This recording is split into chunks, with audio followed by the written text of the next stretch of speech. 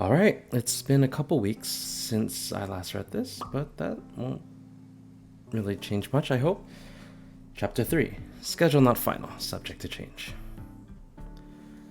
Hi, is this Problem Solver 68? We'll do the crime if you've got the dime. Ara replied to the phone. What's up? Let's get to steel tags. Brass tags. What you said. Right. Brass. Why do they call it brass tags? Well, come to think of it, I don't know, the mercenary frowned. Me neither. I'll let you know later when I find out. But let's get back to the point. You like money. I like money. We both like money. Ara sat up, interested. You have my attention. I'll pay you 10 million in GSC bonds if you don't rate Abydos as your employers hired you to... Ara slammed down the phone, her eyes wide. Boss? Kayoko asked, turning to face the de facto leader of Problem Solver. Bad news? They're onto us, Ara screeched in a panic, her eyes glazing over. Listening to the dial tone, the two wolves exchanged a glance. It didn't work. Do you think we didn't offer enough? Maybe. Okay. Head Prefect Sorosaki Hina, it is an honor to meet you at last. Sensei Sunoko Mishiroko, the pleasure is all mine. No, The wolf tilted her head before shrugging it off. I go by Kuroko now, actually. You know, to tell me apart from the other Shiroko. Oh, well, that's convenient. The reports were getting rather confusing otherwise, Hina muttered, sitting up. What is it that brought you here to Gehenna? She would have questioned why, and how, since they had entered her office by rappelling in from the ceiling, but truthfully, at this time of the day, it was too early to even begin to open that can of worms. It was Gehenna after all. When it came to things like this, it was best to just roll with it. I'm in a bit of a hurry, so I won't sugarcoat it. Your sources seem well informed, so they should have informed you that I have some degree of future knowledge. Silence. You do? Hina tentatively spoke. Long story short, in a few hours, Iori Chinatsu and Hako are going to perform an unauthorized attack on Abydos in an attempt to... Sensei frowned, squinting slightly as she tried to remember. Politics or something, and I'm just supposed to take that as a genuine reason to act. Look, I'm not good with politics. I wasn't paying attention. Sensei's ears flopped down. I think I recall... The blue one said she wasn't happy with Shelley existing. Something about too many variables. You weren't there.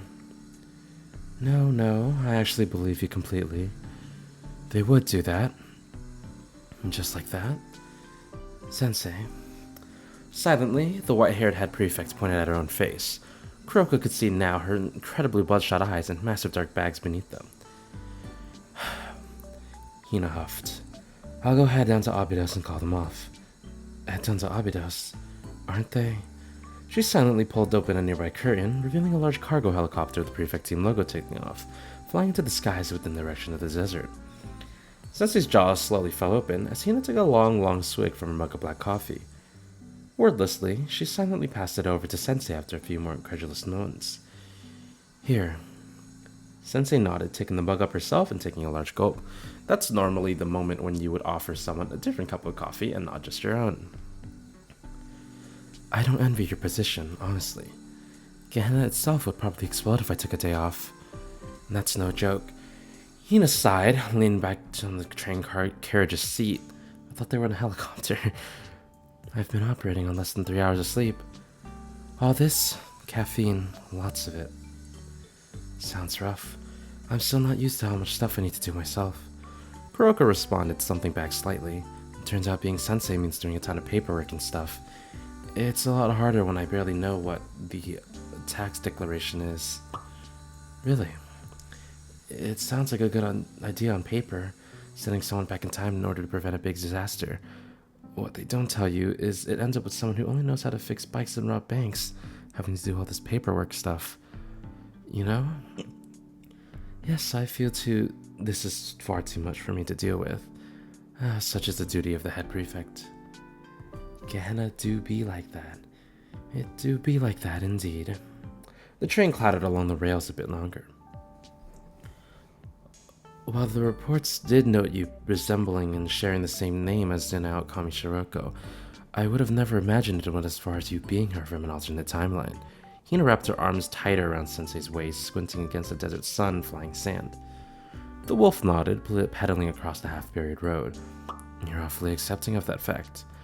Well, it is quite obvious. You two even have roughly the same halo. Hina wobbled slightly as the bike came to a stop. Climbing off, Sensei wandered over to a buried building, lifting the fallen door aside and wandering in. She emerged moments later with a torn-up bucket hat. Reaching onto her lower leg, she pulled up a knife, squinting at Hina's head for a few moments. What are you doing?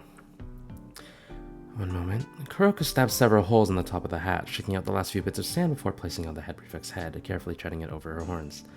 The sun can get quite intense over here. Oh, thanks. Hina hesitated, adjusting the hat, before turning about and looking over the massive desert. It's hard to believe anything can survive out here, much less thrive among the ruins.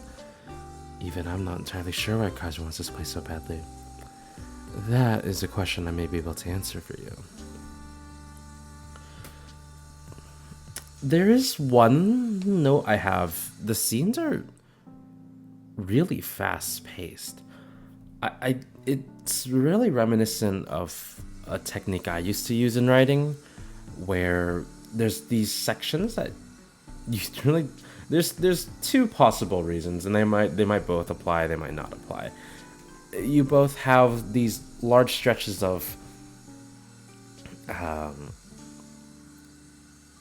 uninteresting moments that you need to establish. For example, what just happened is Hina explains to Kuroko why Kaiser is after Abydos, and it's possible that author here, Kyosuke Asate, doesn't want to relay that information, possibly because the reader presumably knows it already, or it's possible that they simply just don't want to, and that's also in some ways valid. But throughout this chapter, right, time skip, time skip, time skip, time skip, time skip. That's a lot of time skips for very few moments, and sometimes it's a stylistic choice or it's a prose choice. Sometimes some writers like to have these small snapshots within large stretches of time where most of the information is either relevant to them, or perhaps in cases where this is a fanfic, perhaps, this is pretty different from the original story, except for the very major plot beats like PS68 going after Abydos, Prefect team going after Abydos. That's besides the point. The point is here, it's kind of jarring when we just have these small moments and then we just skip past all these huge moments. Like the one-time skip here, I can understand, is I forgot how common it was in the first two chapters. So the first scene was POV Aru, and then it's swapped over to Kuroko and Shiroko. That makes sense. The other one that makes sense is Kuroko visiting Hina at the head prefect office, or the prefect office, and then them taking a train to Abydos, I think it said. Or maybe it was just train cargo in the helicopter. I'm not completely sure. Those are the two time skips I understand. The one we just had is just skipping over Hina's dialogue, and I mean, if you want to skip over that, you could just have a couple lines that state that Hina explains Kaiser's plans and maybe a short summary of them, because they haven't been established in this story yet. So it's completely fine to quickly go over what Kaiser's plans actually are, according to Hina. And you can also add in some imagery with the desert around them. There's not a lot of imagery in Abydos. I understand that, but just cutting it off with a horizontal line, in my opinion, those should be reserved for instances where there's such a large gap in between space and or time, where it's just irrelevant to explain them moving over, or just a complete shift in scenes in general. Sometimes you just use a throwaway line or two, like the next day or cut in the next few hours, lines like those. Like I use horizontal lines for like big scene breaks. In this case, some of these horizontal lines just seem to just cut away some immersive moments that it would be nice to include, especially as well to like include some nice conversational dialogue between two characters and establish their relationship, especially because this is a very early point. This is a retelling from the beginning of this timeline of Kivodos, so there's a lot of character relationships that have not been established yet, especially Kuroko-sensei and most other characters. So having those moments would be nice. I know it's not required for the story, but rather than just using a horizontal line to just chop away the less interesting moments or less plot focused moments, you can instead use that to fill in some scene where those characters are getting to know each other better. I know that was quite the ramble, and I've been talking a lot slowly. I've been talking a lot slower in this review, but case in point, I feel like it takes me as the reader away from the story when we're in a scene and then all of a sudden I'm waiting for something else to happen. Like I'm waiting for Hina to answer the question, and it suddenly just skips to a point in time where Hina's already answered the question and I don't get to see it. Again, there was one point I was trying to make, or I subtly made it, where if it's information that we already know, then you can use a couple lines to say that the character quickly summarizes information that the readers already know. In this case, it's not information that the readers have been exposed to, so you might as well have a little bit of a yap scene here if you don't want to. Yeah, there's other ways to do it. I just feel like just skipping over entirely is not very effective, because when I imagine the story and I try to immerse myself, I'm imagining the scene above the line, and then the horizontal line just feels like a big cut to black, and all of a sudden they're in a different location. And like I said, there's some instances where that works as a stylistic choice, but here it just feels like kind of a cop-out. And with that being said, so they aren't behind the desertification? While it has been immensely useful for their endeavors, as you have explained to me, it seems more like the corporation is merely taking advantage of the situation. We've uncovered large-scale Kaiser bases in the desert, as have I, back in my time. Do you have any idea what exactly they're after? Unfortunately not. Well, from what I understood of the papers I read, Sensei swerved around a broken-down car. Abido's High remained one of the last pieces of land they could purchase. With the lack of the student council, there was no way they could purchase more. They tried a different tactic. I have no strong feelings regarding this plight either way. Friendly reminder, your girls are currently tearing the place apart. Beyond that, I simply have no strong feelings regarding Abidos. It's outside my jurisdiction. The bike came to a stop once more. I know it's heartless for me to say, but it's not that. We have company. Sensei's eyes widened as she tore her rifle from her bag. Head prefect, find cover. A nearby broken down truck's door cracked open, and a girl wearing a riot helmet with a visor leapt forth, a shotgun raised. You'll pay for taking out my girls. Sensei ducked back, the shots getting burnt away in a burst of blue flame. She brought up her rifle, swinging it down and slamming it on the girl's head. You think you can just roll in, take us out, and leave like that? All while wearing that cheap excuse of a helmet, no less? Actually, was that the other girl who said that? Ah, whatever. Yeah, I think that was the you think you can... Yeah. What? My bike helmet? I don't even wear it that often. The wolf woman rolled back, pulling a grenade off her belt and tossing it forward. The blast kicked up sand as the helmeted girl quickly flicked her head.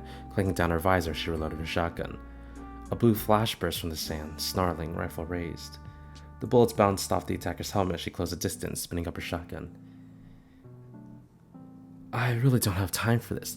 Then I'll finish you off quick. The two clashed over and over again, bullets and kicks flying as Hina ducked behind a nearby shattered wall for cover. Reaching back, she pulled her usual machine gun out and took aim. Wow, I just looked at the scroll bar. This is going to take a while. I think we'll only have time for this chapter in this review.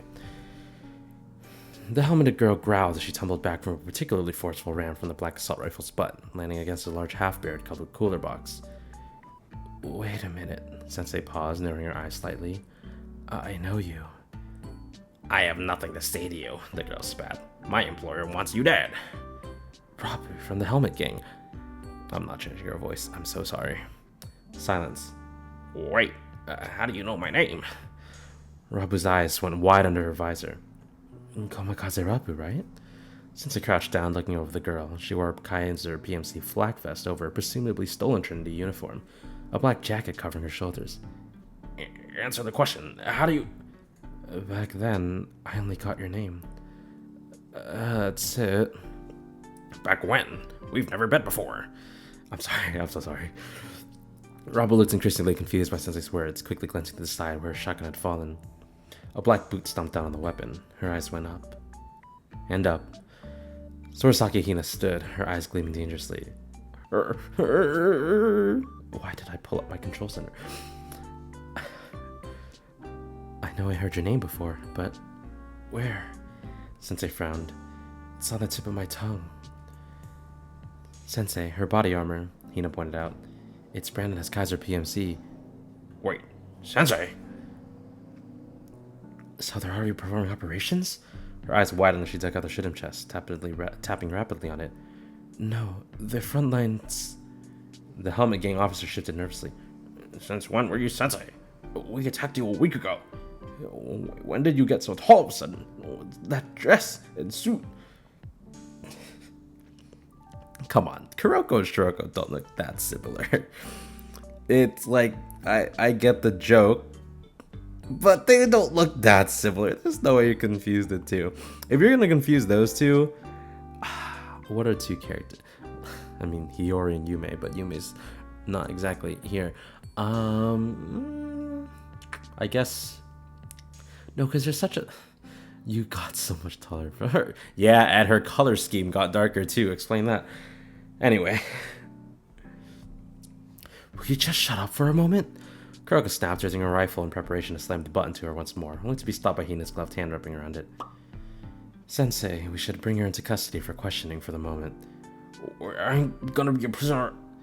The red-haired girl trailed off, realizing that she was glaring down not just a silver wolf, who had, time and time again, taken out many of her allies, and was somehow now also the sensei the news wouldn't shut up about, but also the head prefect of Gehenna. With a sigh, she held up her hands. Mind the helmet, okay? We're taking heavy casualties. Sensei has appeared at the rear, attempting capture. Arg! Now I have a machine gun. Yippee-ki-yay. That's not how the quote go. Gya! I didn't know who was who, so I didn't really want to...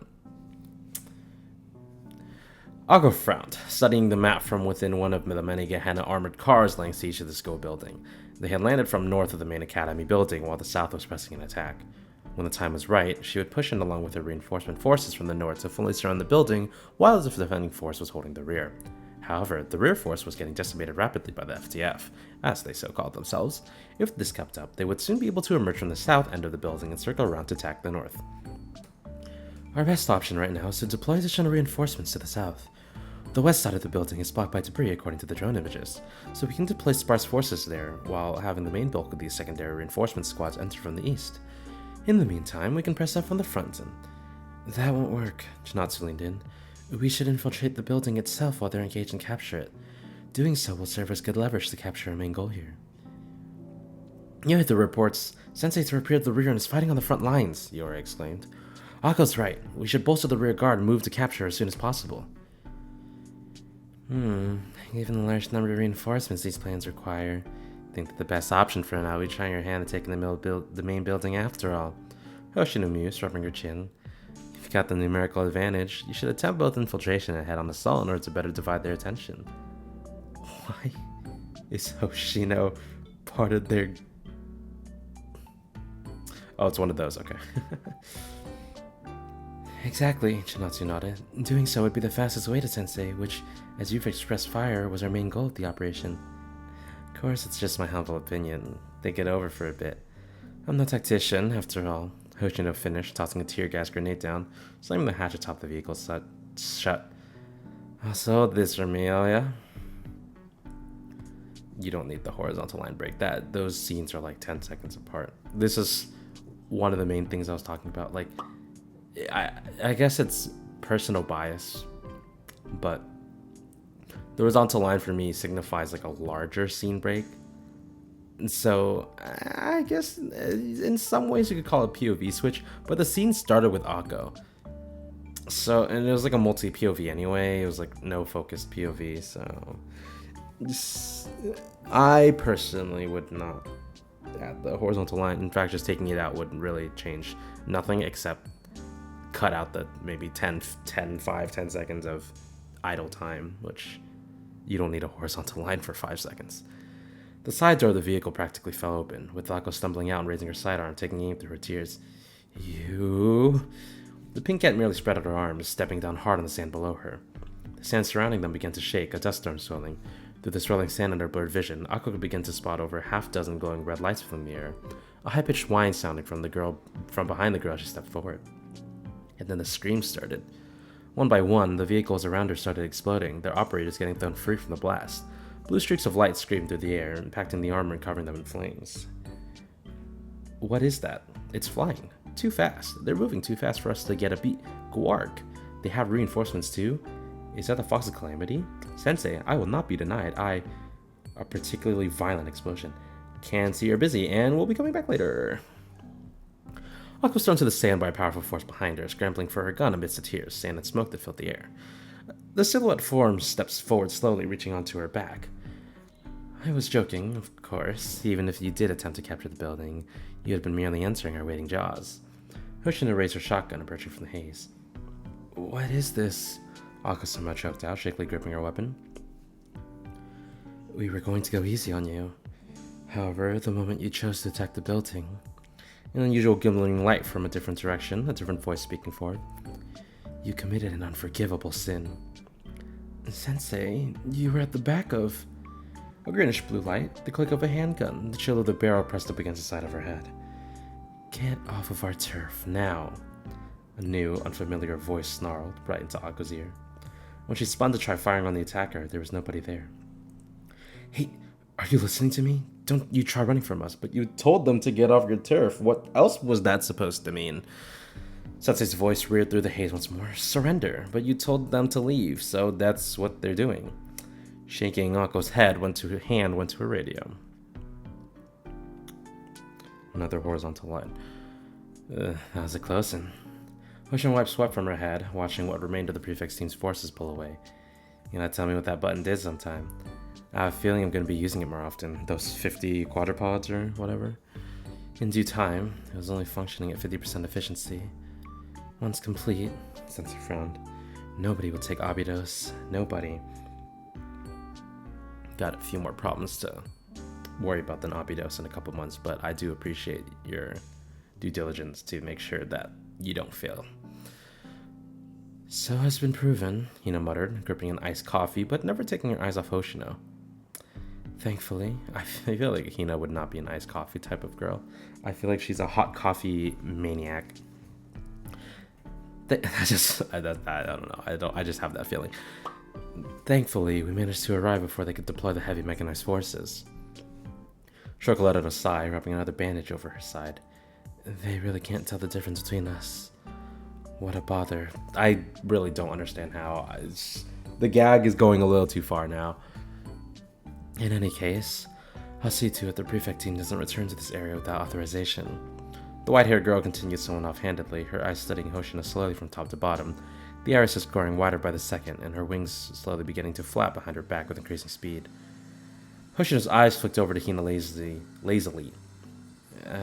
Like what you're seeing, Miss Head Prefect? The head prefect jolted, looking away quickly as her wings clamped protectively around her. It's not like that.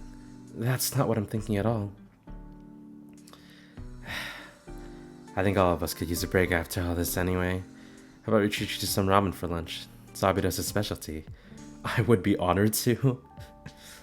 I mean, she quickly cleared her throat, fanning her face.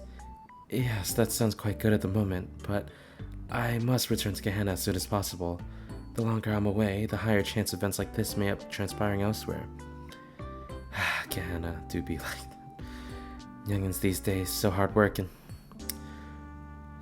Hoshino winked, shooting a finger gun. You did real good today, as much as you could. Don't blame yourself for this, you hear? I was hoping you wouldn't blame me for this failure today. I gotta respect someone who has to deal with wackos like them on the daily. Tell you what, if you ever have a problem, feel free to take it off with old Takanashi, okay? I'll keep an ear open for you. This is where you exchange mobile talks and not just empty promises. Hina's eyes grew wide before she suddenly clutched her chest, flopping over backwards with a curious, high-pitched whine. She's bleeding. She shot in the nose earlier? What's the protocol for getting shot in the nose? Hoshin looked down at the finger gun as Kuroko and Sensei ran over to the head prefect's fallen form. Oops. D3. Haru, call them off. You can still get a refund now, before you'll have to pay more. Sensei, how did you... The horn girl began, her eyes wide as she looked across her bedroom. Quickly composing herself, she placed a hand on her chest. I mean, how forward of you, surrendering before our superior might. Aru, I literally have seen the future. You need to trust me. If you don't attack us now, you'll be saving yourself a lot of money. I'm saying this for your own good. Sensei got up from the windowsill, walking over and placing a hand on her shoulder. Does this look like the face of someone who's surrendering or running away? Aru frowned, studying the woman's face. On first impression, she looks fairly normal. She wasn't really the best at reading facial expressions, but... She squinted further before fumbling around her bedside table and picking up a pair of glasses, putting them on. Oh my stars, you're not playing, are you? As the boss, it is in your best interest to make choices that are financially sound for your organization. In that other timeline, you ended up getting evicted from your rental office because of the cost of the operation.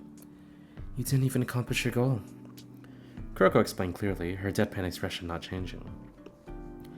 I'm giving you a chance to change things. Call your employer, tell them the deal's off. Sensei... What? They reached Abidos 5 minutes ago. The noises outside my window are a lot more plentiful than usual. Really sets the atmosphere for this story. With all the motorcycles and construction work. Sensei stared loudly. Sensei stared silently. Before walking across the room and picking up a nearby pillow. Slamming it into her face, she simply started screaming as loudly as her lungs would allow, blue flames bursting from her body as she did. Hey, a double-barreled shotgun cracked loudly through the air. Hey, idiots! Stand down! A strange-eared girl yelled, her ears poking out from under a motorbike helmet with a pair of holes drilled in the top called out. A red-helmeted grunt standing by her side. Did you not hear Acting Leader Red? That's enough ears. I think they got the picture. Shirko lowered a rifle from where she was firing upon a down helmet gang member. Do you wish to surrender? We just got the call from our employer. The mission's off. Red Helmet explained with a shrug. That being said, we'll continue attacking if you don't meet our demands. Demands. We will never surrender, Abidos, Serika hissed. No. We got that message quite clearly. Ears explained. We just want our boss back, please. Your boss? Rabu. The cool helmet, has a visor, red hair. Oh, the prisoner, Shiroko blinked. Oh, that's Shiroko, not Kuroko. I don't know. She seems quite happy here. A pair of hands comes around her shoulder. Please give her back. I can't take another day after the paperwork. Red was on the verge of sobbing. It's only been one whole day, and everything's a mess.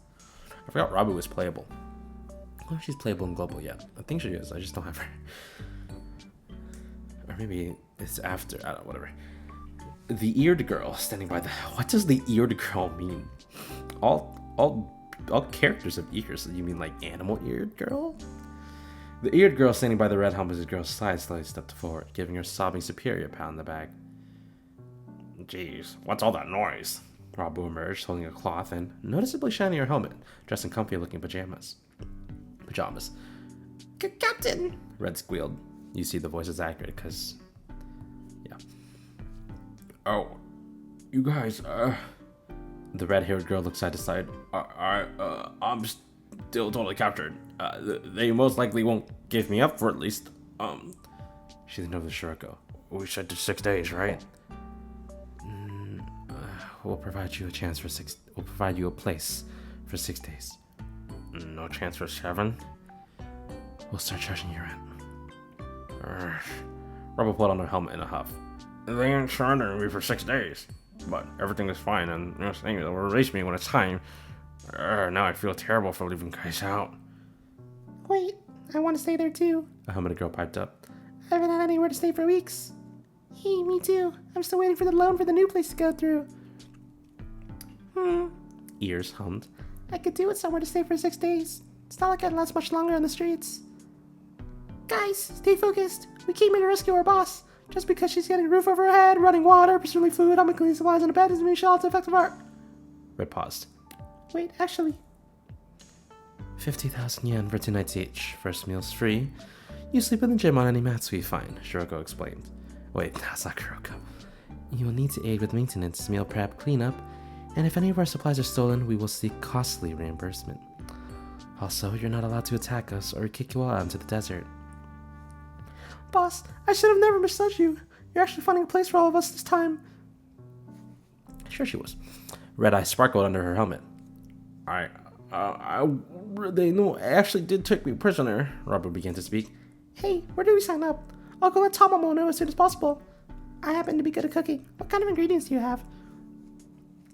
Rabu looked at the beaming Kuroko, then at her underlings, then let out a sigh. I'll go clean up the gym. Almost halfway through the chapter. So we have approximately 15 helmet gang members, plus their leader living in the gym now. Sensei sighed, her head still in her hands. They haven't tried any funny business while they're living here? Not really, no. And they are paying us, oddly enough, Kuroko shrugged, emptying a bottle of energy drink before doing up another screw, giving the contraption a quick shake. This will aid in the debt, at least a tiny bit. No. No. Even so, Sensei pulled over another box of parts, laying them on the floor. It's slow going. I fear we may not have much time left.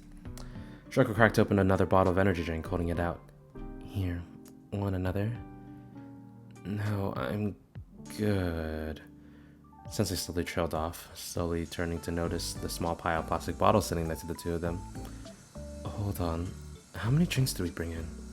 6. Then why are there 9 bottles? They put more in the carton? Kuroko rose to her feet, lifting out a full carton of 6 drinks from a nearby glowing chamber. Setting the box, she gave it a quick sniff before glancing back to the chamber. Another identical 6-pack of drinks sat in the chamber. This isn't a fridge, Kuroko spoke after a few moments. Arona, what's going on? Is this secretly a drink factory? Sensei excitedly asked, her eyes shining. That's what I've been trying to tell you for the last half hour. That's the crafting table.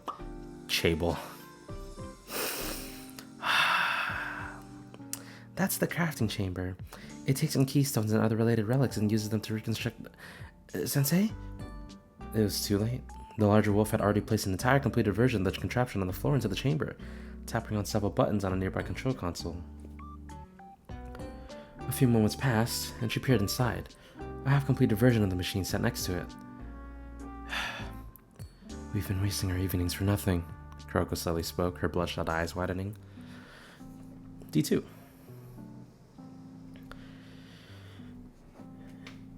You know, we were gonna kidnap the cat at some point. One of the now unhelmeted girls pointed at Sarah as she downed a cup of juice. It's kind of funny that we're not working with her. Yeah, well, we can't exactly afford freeloaders around here, Sarah shot back. We're short-staffed and low on resources as is. Yeah, keep your ears on.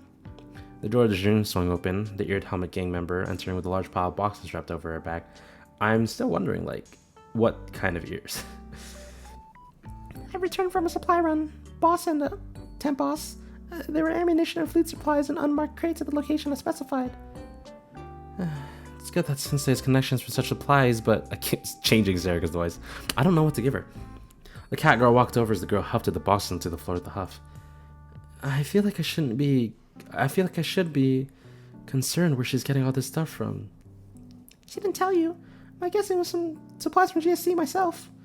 The courier removed her helmet, shaking out a short dark brown ponytail. But these boxes are unmarked. Perhaps they want to avoid showing favoritism? Seems more like these boxes were once marked, but had the identification scraped off. Rabu approached the box, then leaning closer and running a finger over the conspicuous scratches on the side of the reinforced crate. I think I can make the symbol out if I try lettering. S-R-O? SRT. So these supplies must be from SRT. No wonder, Zerika huffed. They must be surplus from when the academy closed. SRT closed? Yeah, it happened about 2 days ago. Apparently, their failure to prevent the initial attack on Sanctum Tower by one of the 7 prisoners, along with some of the upper levels getting damaged by explosives, must have rubbed some bigwig the wrong way. Oh, that was Rabu. Man, I gave her a normal voice. Are we serious? Rabu explained to her comrade, but to think that the surface supplies were snatched by Shelley so quickly. Huh. I wonder if this means SRT is going to become an armed Shelley then. The ear girl mused. If they can get bullets and food from that place, who's to say they can't get actual manpower? Trained SRT are going to be in high demand by pretty much any faction in Kibotos. Do you think SRT would really do something like that? Zerika folded her arms. The two helmet gang exchanged glances. No, you're right. Those SRT are trained to be loyal. Wait, no, that's Rabu. Yeah. Those SRT are trained to be loyal, aren't they? There's no way they'd just sell themselves out to the highest bidder. The helmet commander rubbed her chin. Still, kind of feel bad for them. Having nowhere to go, with seemingly everyone forgetting about them, and their stuff being sold off, and... She trailed off silently, looking around the damaged gymnasium. Maybe ditching Kaiser was a good idea after all, Ears muttered. What, you think it's not a good idea? You get 3 meals, a roof, presumably clothing. If they have enough, I feel like they wouldn't.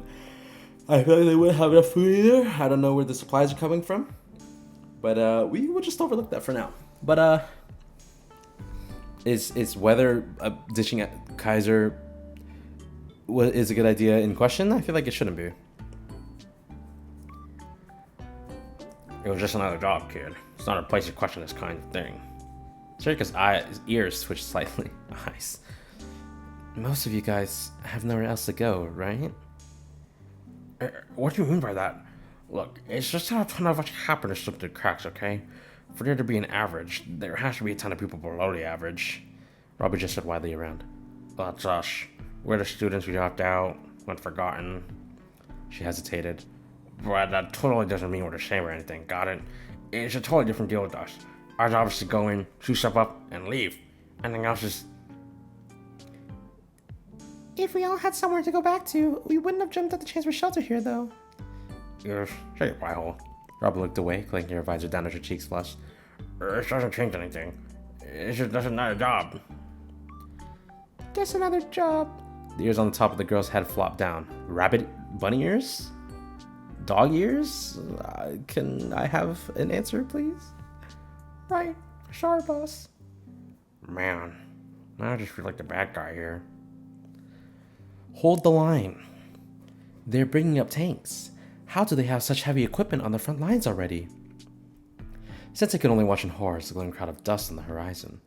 A large group of heavy machinery and ground forces were rapidly approaching the building. This was not in the calendar. Millions of thoughts ran through her head as she rapidly transported herself, as if in a dream, towards the front gate of the school, fumbling with a rifle. Sensei, we need you to...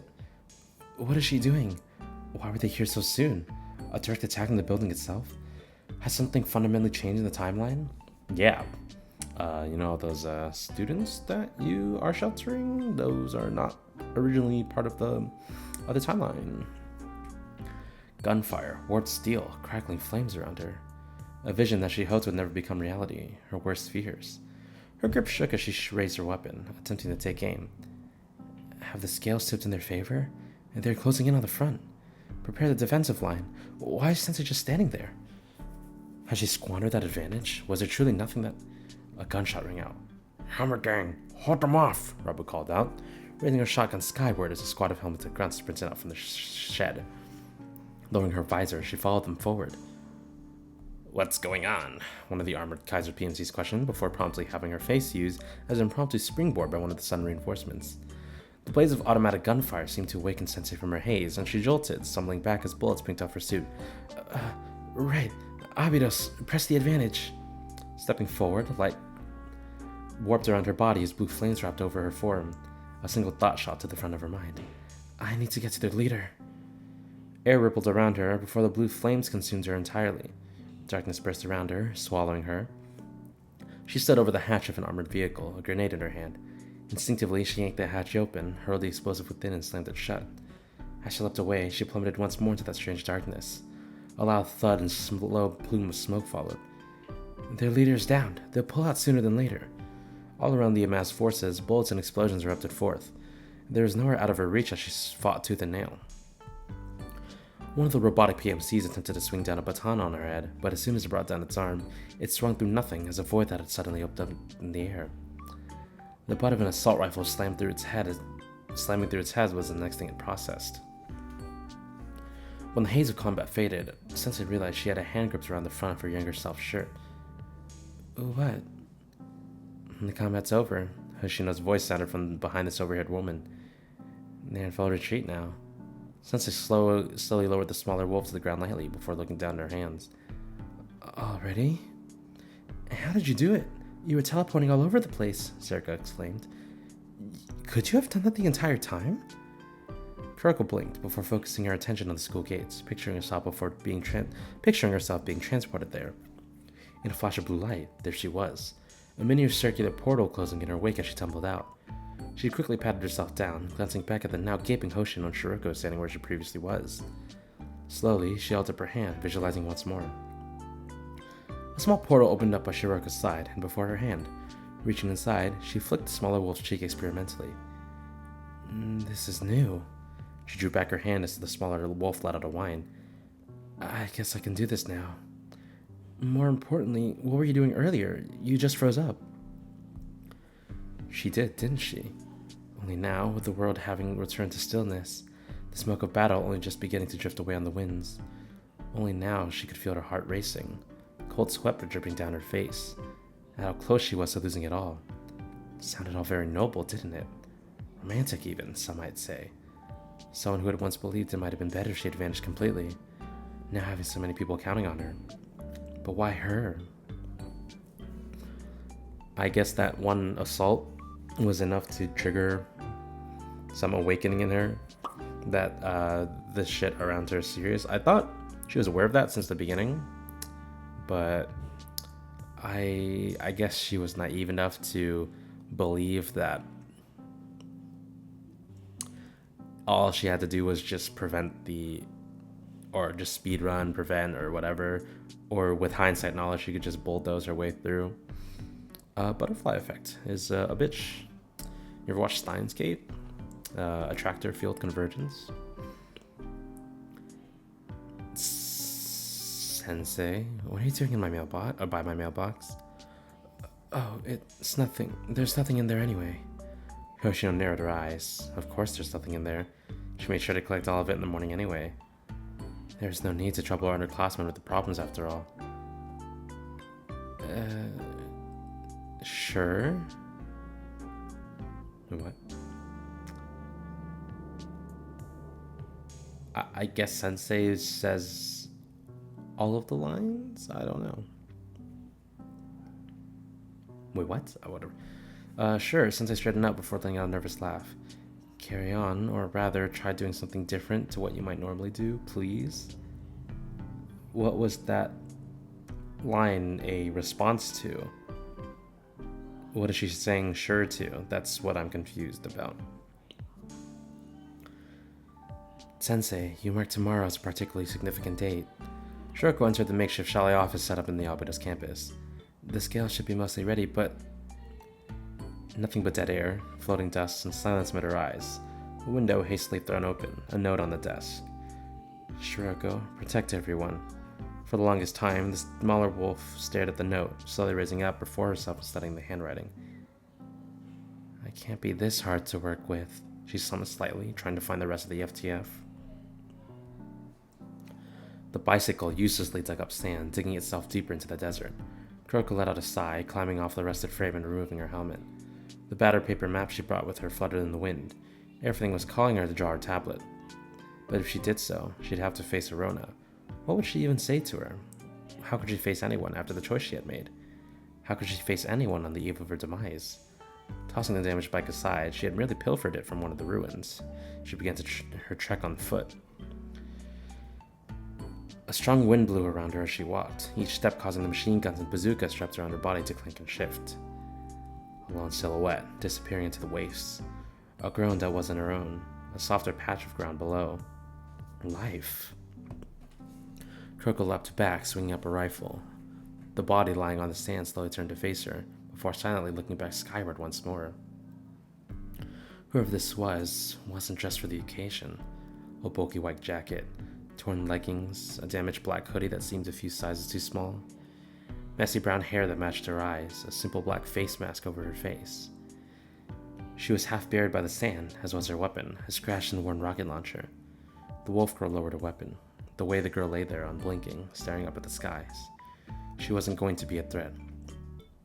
Leave. The voice was weak, muffled by the sand in her mask. Don't waste your time. It's better I go. Her voice was a whisper in the wind. It's better for all of us. A firm hand gripped her coat. Kuroko practically tore it off, before jamming one of the machine guns on her body into the sand. Reaching for a second, then a third, she continued, the barrels of the weapons pointing to the sky. Hefting the surprisingly heavy jacket, she draped it over the makeshift frame, forming shade. I told you, leave me. A cough followed by a groan. It's all in vain. You don't get to decide that now. Kuroko spoke absently in response. Coming out here, just like that. Do you have a death wish or something? An ID card fell from the coat's pocket as the wind blew by, one adorned with a strange skull insignia. It landed in sands behind them, completely forgotten. Placing her weapons onto the ground, the wolf girl removed her bag, digging through it before producing a bottle of water. Drink. It's all a waste anyway. I told you there's... See if I care. I'll leave this here until you do. She finally sat down, studying the strange girl. You came out here to... I thought if I went as far away as possible from humanity, perhaps I'd finally find rest. Sand whipped through the air. You and me both, Kuroko sighed. For a moment, the two sat, one trying to wrap her head around the foolishness on display before her, the other trying her best to let the world disappear before her. So you really do have a death wish? No response. I do. She paused before going silent again. It seemed like she wouldn't continue to talk at all for the longest time. After the longest time, she continued anyway. That doesn't matter now. Just leave me alone. Let the sand consume my body. Mismatched blue eyes widened. I can't allow that. She gently gripped the front of the girl's hoodie, gently adjusting her head. Sure enough, as she did, her faint halo drifting over her head floated into view. An odd lavender affair, comprised of 4 pronged star-shaped shapes forming a loose grid. You're one of my students, after all. At those words, the stranger's eyes seemed to go wide, a crimson glint flashing in them. You aren't her. Those words ripped through her, and yet... Well, you aren't wrong. I've really screwed up on the taking care of my student's part, considering I'm running away and all. Reaching around her neck, she pulled off her Shelly ID card, laying it on the sand by the side of the stranger's card. So, this is the sensei of Shelly we were briefed about. You're softer than I expected. A weak hand gripped a lock of her long hair, lightly squeezing it in her bruised hand. It was only now Kuroko realized that her other arm was... Well, there was no other arm. Blood stained the jacket where it would have been, bandages wrapped around the stump. Don't mind that. She must have noticed her stare. It's useless. If your arm causes you to sin, tear it from your body, she spoke, her gaze seeming incredibly distant. That arm was weak. It couldn't protect. That was its sin. My sin. And that warrants you being laid to rest out here, in the desert, lying on top of a landmine? Kuroko brushed aside some sand beside the girl, revealing a metal disc beneath her. How did you experience disabling traps like this? Is a hobby of mine, you could say. She dug down deeper, reaching onto her leg and unsheathing a knife. Stabbing it into the metal, she gently made an incision to the side of the ordnance. This type of mine, it's similar to Trinity design. I don't care. One wrong move and I've accomplished my mission. A strange, dangerous tone sounded from the girl. Sensei, do me a favor. Set it off. It's for the better. A soft click followed by a rattle. I don't think I will. Kuroko calmly spoke, pulling a plate, a mess of wires, and a strange steel pipe connected to the mine itself. I haven't seen this thing before. Given how you said it was designed to kill us. Some kind of anti-halo weapon? Silence. The girl simply stared skyward. Was it Kaiser? Did they send you to try to kill me? The girl shook her head weakly, her vision swimming. Who? The glint of a weapon. Sensei's ears twitched. She dropped the pipe, a miniature portal opening up below as she did. A bullet streaked through the air, tearing through the explosive mere moments before the void fully enveloped it. Several hundred meters away, a powerful blast tore a new crater in the desert sand, sending sand flying every which way as the bomb went off. Looking around, Sensei attempted to find the source of the gunshot. Nothing. The dunes remained as silent as ever. This complicates matters now, doesn't it? The lone wolf asked nobody in particular. It seemed like the one before had finally fallen totally unconscious from the heat, the bottle by her side having gone untouched. Sensei, where? Arona, can you identify the student? Wait, this ID. She's from Arius? Is that her home academy's name? She was using herself as bait to attempt to take me out. Kuroko dug to the coat, occasionally letting out a tsh and digging her knife into several blocks of plastic explosive, digging out the detonators implanted within. She had what seemed to be an improvised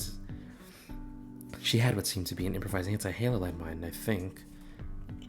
Would she know what that is or looks like? Like, is anti-halo technology common enough that Kuroko would understand what that is? Like, when you say, I guess maybe in her dystopian original timeline that might have existed, because a bunch of students probably... Yeah, okay. Arius wants you dead? Wait, Arius still exists? An ear flicked up. Is that a surprise? I can explain the history when we get back. Where are we? Tucking the lots of explosives into her bag, Kuroko took up the girl's bazooka, hefting it over her shoulder.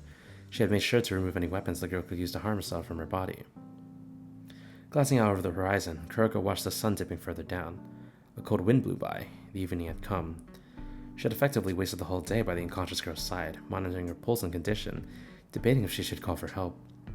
In the end, she did, on her personal phone. The fallen girl's own device had no signal, and most of the screen appeared to be shattered and cracked. That's irrelevant now. The others will pick her up soon enough. I just need to get her out of here. Kuroko rose to her feet, dripping the girl's jacket over her body. Sensei, where are you going? Arona frantically asked from within her backpack. Somewhere not here, the wolf explained quickly, even as her voice wavered. I can't be caught. They can hold out. They don't... We don't what? Kuroko froze up. Hoshino, her shotgun raised, the rest of Abida standing behind her, glaring holes into her. Aren't you fast? Kuroko trailed off, the veritable arsenal of heavy weapons rattling on her body. Is this it? You're just stealing a bunch of weapons and running away? Sarika demanded. No, Where did you get all this stuff from? Didn't you think for one moment that we could have used some of this? Stop. Don't make this more... Shiroko stepped forward, gripping her own rifle. You're running from something, aren't you? Her own mismatched eyes glared into her. I don't want you all to die. The last time Sensei took a bullet during the upcoming battle, he was put in a coma, and then... She panted. Gunfire, flames, bloodshed, death, despair, absolute terror. Hoshino went down next. I had to pull the trigger. Sarika ran away. I had to pull the plug on Ayane. Nonomi... The grenade strapped to her body rattled as she shuddered. Anything but that. Not even... Nonomi blinked, looking around awkwardly. That bad? Not even a billion showers. What? Sensei crumpled onto the ground. I can't change it. Everything that's happened, it's going to happen all over again.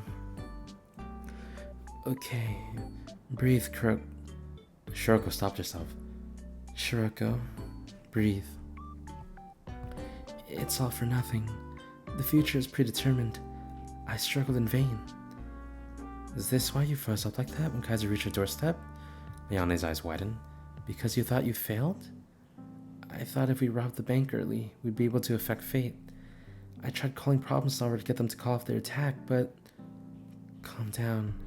Shiroko held out a hand to the panicking wolf girl. We've been doing all we can. The situation keeps changing.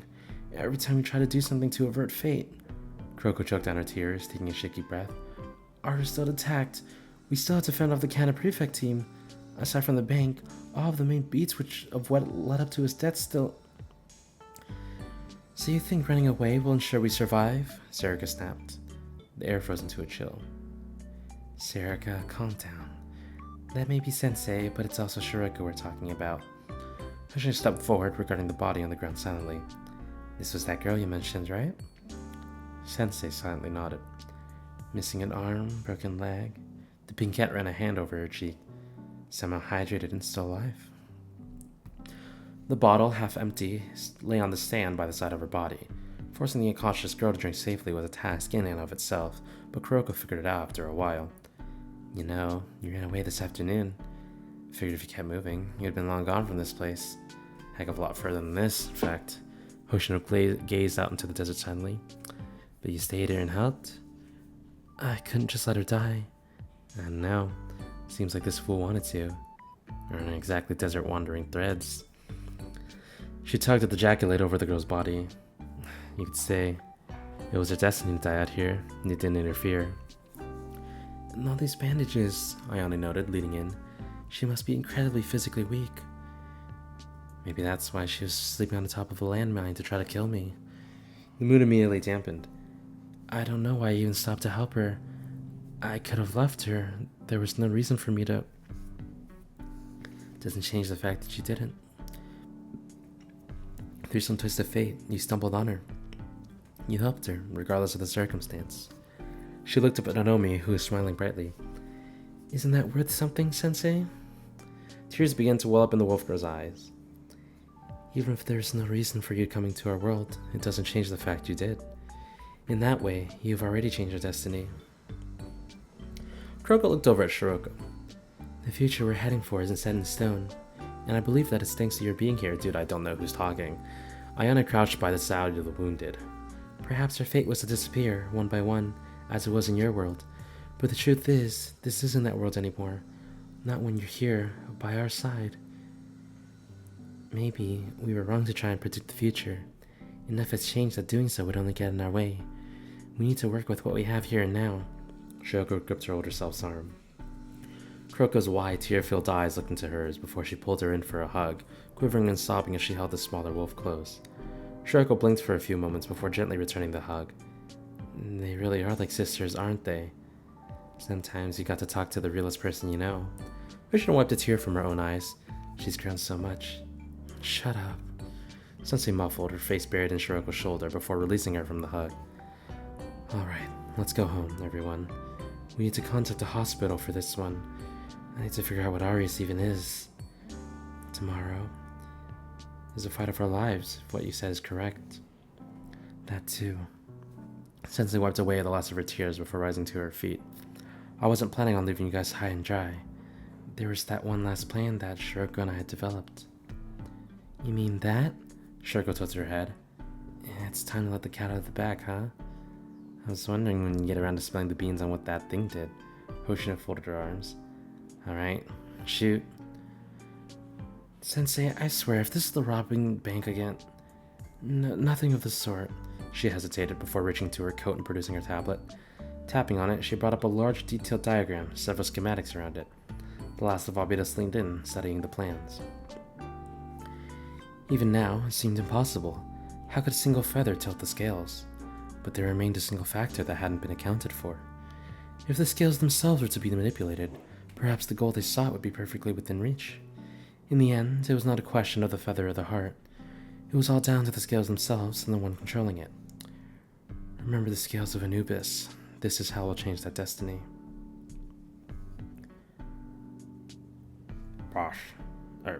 Boss, I'm going back to Millennium. I hope you aren't upset at me for doing this so suddenly. When I saw Obito's continuing to fight, even after everyone had abandoned them, I realized something. If I kept on running away because I had failed my applied algorithms course, I'd never get anywhere. If these guys in this oversized sandpit had the resolve to keep standing even after falling through the cracks like myself, what the heck am I? Write me down as a reserve, please. I may no longer be able to graduate from Millennium as a mech engineer as I hoped, but I was noted to be potentially able to complete a degree in sports science, specifically related to track and field. I mean, there's like sports health, medicine, sports science. I guess maybe the science of like peak training conditions for athletes and biology, considering, muscles and stuff. This is not far-fetched to think that's a real field. I guess you could say I'm no longer running away, but studying running away really fast. Okay. I'm sorry to treat you guys like this, but I don't know how I'd be able to face you and tell you this. I pray you'll be able to understand what I'm getting at here. You've actually helped me out a ton before. I didn't want to leave you high and dry with unanswered questions. The next time we meet, maybe it'll be you in the spectator stands, myself on a racetrack. Here's hoping. See you someday. Ears. You could have told me that in person, kid. Boss? Nothing. Let's just finish packing up and getting out of here. Leash is almost up. The longer we stay here, the more our previous employer is going to want us back. The more we have to pay for these guys. Are we running away too? After all we've done? Well, what we did was flashy. It's also expensive. We chewed through half the ammo supplies that were meant to last weeks. They already pushed the limit, taking care of themselves. Our staying here was never going to be permanent.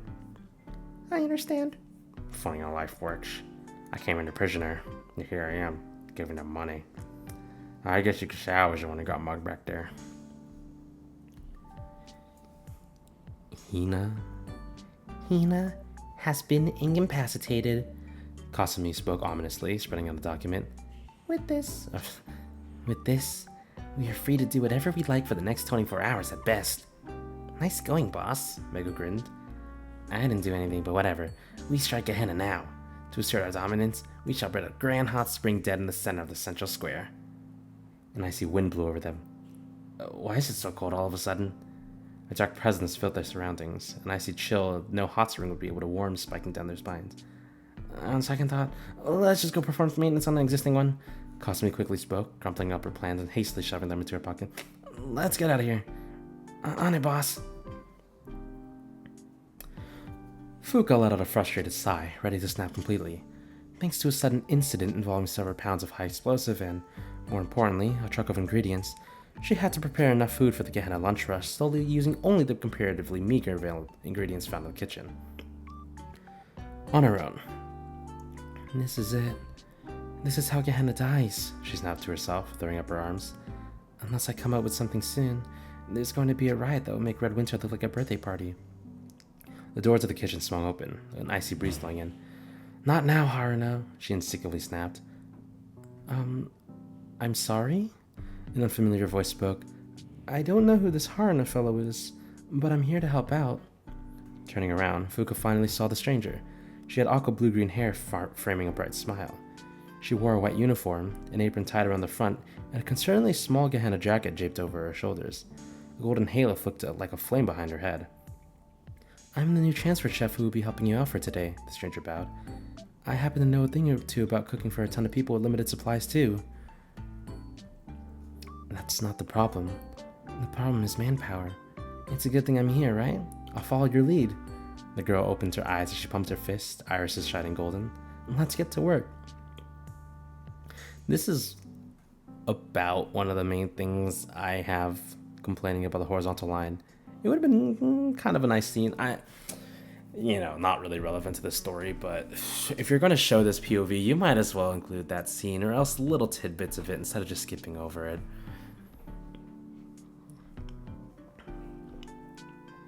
We did it. Somehow we made enough. The new chef flopped over on the bench, gasping for breath as she lay face down. This was a mistake. I want to die. Again. I don't know if that was her voice. I already forgot what I gave her. Thanks for your help, though. I'm glad you were here. Fuka leaned over with a small smile. You'll go far, She only processed she was talking to an empty apron and blazer lying on the bench next to her after a few seconds. Wait, what? She slowly picked up the clothes, before even more slowly turning to face the bustling lunch rush. The food was definitely there. Looking between food and the empty clothes a few more times, Fuka slowly dropped the empty uniform onto the ground, stepping back silently and trying her best to internalize all the questions regarding what she had just witnessed. This is ridiculous. Head Prefect Surasaki can't do this to me, Ako growled, gripping the new orders tightly in one hand. I knew Sensei would be trouble. I knew it all along. Why didn't anyone listen to... She froze, her eyes wide. Someone else was sitting behind Hina's desk. She was sitting there, filing paperwork and reading over incident reports, neatly sorting them into several piles. Who the hell are you? How did you get into the head prefect's office? Ako yelled, reaching for her weapon. The strange golden-eyed student looked up, slightly surprised at first before calming down. Don't you remember? Hina has authorized me to handle the lower priority reports for today. I think you'd find those instructions on your orders. You appear to be angrily stretching up there. What? You're lying. There's no way that... She paused. There was, indeed, an extra supplement on her orders, right after the mandatory counseling, authorizing the individual to take over some of the head prefect's minor duties for the day. Ako frowned. She was sure that wasn't there before. She read these things from top to bottom. What was... Ako, you're clearly exhausted. Calm down. Make yourself a nice cup of... The girl paused, snipping a half-empty mug before grimacing slightly. Coffee, and have a sit-down before you start work.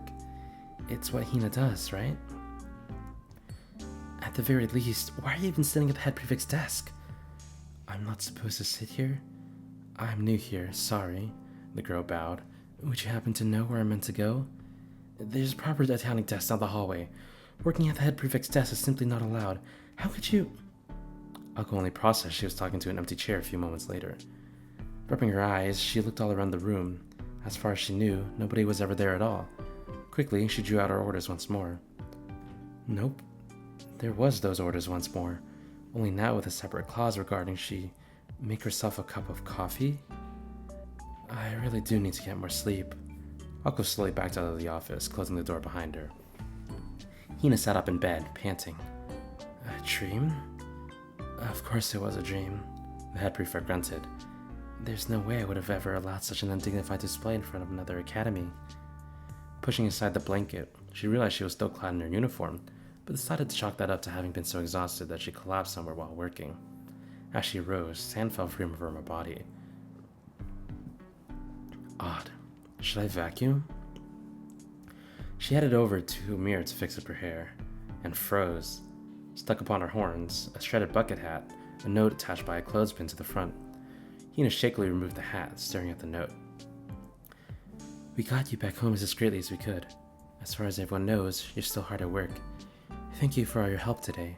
We'll pay you back somehow. Kuroko-sensei caught me. Wait. P.S. Hoshino's Momotak is on the back of this note. I don't know why she insists on including it, but that's there for you too, I guess. P.S. Please let us know if your nosebleed gets worse. The hat fell to the ground, followed by Hina moments later. Invisible hands gently gripped her shoulders, pulling her up against a wall before draping a blanket over her. I can't let my cute underclassman's new friend end up killing herself from stress so soon, after all. Kuroko Archive, V3C3E9 Special Preview. Death, where is thy sting? She said you would be the biggest obstacle to her plan. There is one last obstacle to take care of. Blam, ping. Silence. Sensei stared at the girl before her silently, raising her eyebrow. The masked girl frowned, pulling the trigger several more times as the bullets from the handgun repeatedly bounced off the teacher. With each shot, the wolf girl's halo wavered slightly. She kept firing, as Hina slowly emerged from the ruins nearby. The other attackers in the area emerged as well, watching as their squad leader emptied her entire magazine to the wolf. Sensei, for her part, just stood there, bewildered as bullet after bullet bounced off. All is vain, all is vanity, the attacking girl spoke, her voice sounding rather shaky. Clearly, she had not expected this to take this long. Are you trying to shoot me to death? Silence. In the name of paradise, we the Arya squad will become the Eden Treaty Organization. Such is our right. The girl removed her hat, fanning her face as she switched to full auto, blazing clip after clip into Sensei. Sensei turned to face Hina, who shrugged back at her in return. Because... The attacker emptied her weapon, tossing it aside and pulling out a chainsaw, slamming the blade against Sensei. This had equally no effect, sparks flying every which way before the chain broke. Aw. Tossing the power tool aside, she swung out a dagger, stabbing into her chest. After a few moments, the blade and handle vanished in a quick burst of blue flames, the wound instantly healing up. Snatching up a rocket launcher from one of her comrades standing nearby, she slammed the barrel into Sensei's face, pulling the trigger. Vane! The area filled with light, flame and smoke, the recoil of the point-blank blast sending the would-be assassin sprawling onto her butt. As the smoke cleared, however, Kuroko remained standing in the middle of the crater. She licked her hand, quickly smoothing out her mussed-up hair before wiping it off on her dress. Sayuri stared incredulously, before suddenly gaining a malicious look and pulling out a familiar-looking chopper motorbike in one hand, raising her gun with the other. Wait, don't you dare... Sensei's eyes went wide, her soul escaping her body. No, Pale Rider, you bastard! She promptly crumpled onto her knees, eyes rolling up as she curled up into the fetal position, sucking on her thumb with a shell-shocked expression on her face. Sayuri slapped the side of her face, rapidly shaking her head. No way. That would never work. Okay. I have a couple notes. I already mentioned the horizontal line thing. To reiterate, it's the author's choice what scenes they want to include and to what degree they want to include them. I just think that if you're going to move the description toward a certain scene, you should either include a brief description of it, or something to that effect. I feel like skipping over entirely is not the play. I think horizontal line should be reserved when you finish a scene and you're not moving over to a scene that is happening immediately after. Like when you finish a scene and another scene's not going to happen for a while, like I said, with them moving with Kuroko and Hina moving to Abydos, or the POV swapping from the PS68 office back to the Fukushima Task Force. Those are appropriate moments because there's no way you're going to move over from one scene to another without a huge break. There are a lot of cases in this story where there were breaks made in cases where there could have been a scene there could have been a small description that just moves the story along, or something to that effect. However, we just cut and we just jump over as if there was a huge gap we needed to cross. That gap could have been filled with actual story. And again, if the author doesn't want to include that, that's fine. I feel like you would want to write the story to you would want to write the last few sentences of a certain scene to end in a certain way where jumping to the next scene would make more sense, or include those two scenes that are cut apart as one, because the time skip is usually not that long. Sometimes maybe a couple minutes, sometimes it's a couple seconds, and I feel like at that point, why use a horizontal line when you could just continue the one scene? There's another thing. There's a lot of dialogue scenes that have groups of characters, and I don't know who's speaking until there's a dialogue tag at the end of their line. I mean, that's normal, but the main problem here is if I don't know who's speaking and I guess wrong, then suddenly my brain is just forced to jump and make a whole new... It's not that big of a deal, but I feel like there's a lot of ambiguity with dialogue in this story that I would prefer to have more clarity in who's speaking at what point. Like, you would want to have a dialogue tag at the beginning, or at least a small description of what character is about to speak by having them, you do some kind of minor action, like some type of small habit, like ruffling their hair or shifting around or something like that. When there's so many characters in a conversation where any of them could be saying the next line, I would like to be clear on who's speaking next so that I don't have to just jump out and then reimagine what I previously thought was incorrect. Like, for example, if Ayane says the next line, but I assume it might be Hoshino or Serika, and then I finish the line thinking it's Hoshino, all of a sudden it was Ayane, it's really weird. Those are just small writing nitpicks. There's a plot thing. It's the whole climax of this chapter. It's the whole, Steins Gate thing where Kuroko-sensei realizes that her actions aren't largely preventing major drastic events, but either causing them to happen sooner or later. That's the point of the entire chapter. And that causes her to go into a spiral of realizing that she can't prevent major events. She'll just either cause them to be delayed or actually rushed, which is even worse. The main problem here is when she was minorly traumatized by the Kaiser attack, the Kaiser advance, that she ended up unconsciously teleporting around and thwarting their plans, and they retreated. That was the moment where she breaks down and starts to run away. My problem with that part is that was a successful defense. So I don't understand why she suddenly just loses her mind.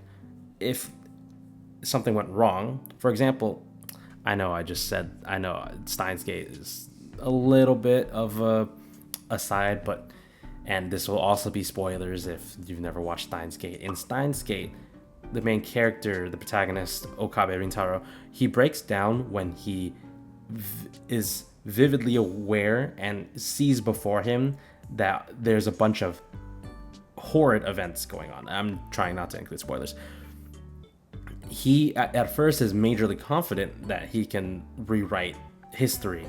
He only starts to lose faith in himself when he's visibly aware that the consequences of his actions cannot be changed, and he cannot prevent the disastrous effects. Like, even if some bad things happen, as long as you can prevent them or do major damage control, that's fine. In this case, Kuroko does major damage control in that one scene, so it's like, even if these things are about to happen, you can probably still prevent the large-scale casualties from happening. In Steins Gate, he can't, and he realizes after hundreds and dozens and hundreds of attempts that he can't. That's the whole theory of attractor field convergence. In this story, not only is Kuroko allowed to shift the time in which certain events happen, she has metaphysical power beyond the sensei of her timeline, in which she is more resistant, and she has the abilities of terror that allow her to pull off, and as well as hindsight, that's like the most important thing, that allows her to perform events and anticipate events and react to events better than her sensei ever could. So as sensei, even if similar events are still happening, she's equipped to prevent them, or not prevent them, but she's equipped to handle them. So her suddenly going berserk when Abydos did not suddenly get destroyed is a little weird to me. I think the main part of that is because Kuroko cannot go back in time from here. It was at the very beginning of the story, and she just has to go on from here. It's not like Steins Gate where she can just keep looping to attempt to fix her past mistakes. So I understand why she's a little nervous about it. However, the way she breaks down makes me feel like something's gone horribly wrong. She's already lost someone, or Abydos was overtaken or destroyed, something like that. None of that happened. As far as we know, this world is still completely fine. And I think she was also really distraught that Sensei was about to die. She's Sensei. Unless Sensei in her world was killed by well, okay, I guess it's plausible that her Sensei was shot by a regular firearm, and somehow this universe develops anti-Halo technology to an extent where she'll just get hit with a weapon that's actually effective against her. In that case, yeah, it kind of makes sense.